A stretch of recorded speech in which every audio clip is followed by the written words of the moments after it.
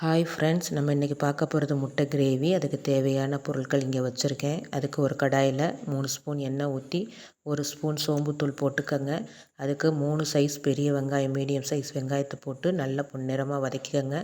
அது கூட 1 ஸ்பூன் இஞ்சி பூண்டு விழுது போட்டு வதக்கிக்கோங்க.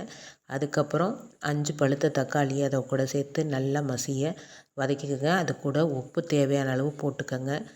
நான் என்னென்ன மசாலா பொருட்கள் போட்டிருக்கேன்னா, 1 ஸ்பூன் மிளகாத்தூள், 1 ஸ்பூன் மல்லித்தூள், அரை ஸ்பூன் ஜீரகத்தூள், அரை ஸ்பூன் கரம் மசாலா தூள் போட்டிருக்கேன். கொஞ்சமாக மஞ்சத்தூளும் சேர்த்துருக்கேன். அதை நல்லா சுருள வதங்கினதும் அது கூட நம்ம வேக வச்சுருக்க 5 முட்டையை கட் பண்ணி அதோட சேர்த்து நல்லா கிளறி வதக்கி விடணும். வதக்கி விட்டு கொஞ்சமாக மல்லி இலை தூவி இறக்குனிங்கன்னா சுவையான முட்டை கிரேவி ரெடி. என்னுடைய ரெசிபி பார்த்ததுக்கு நன்றி. ஷேர், லைக், கமெண்ட், சப்ஸ்கிரைப் செய்யவும்.